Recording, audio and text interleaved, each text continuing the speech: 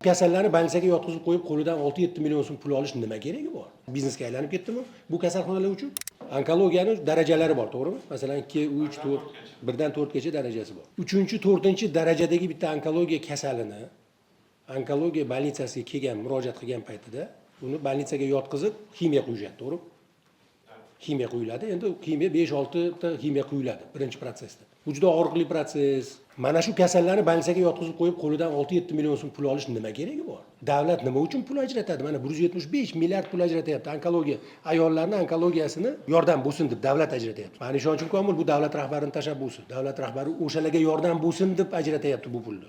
Lekin amaliyotda shuni ko'rsatyaptiki, onkologiya больницasiga borgan odamni 5-6 kun o'sha yerda 6-7 million so'mga aylanyapti. Bitta hududdan kelgan odam uchun 6-7 million so'm pul juda katta pul. Manbasi bormi, yo'qmi bilmayman. 3-dan 3-4 darajadagi onkologiya odamini o'sha hayot bilan hisoblashib turgan paytida biz uni moliyaviy yana muammolarni boshiga ilib qo'yishimizni tagida men ham mantiq ko'rmayapman-da. Nimaga bu narsaga e'tibor bermaysizlar? Biznesga aylanib ketdimi bu kasalxonalar uchun?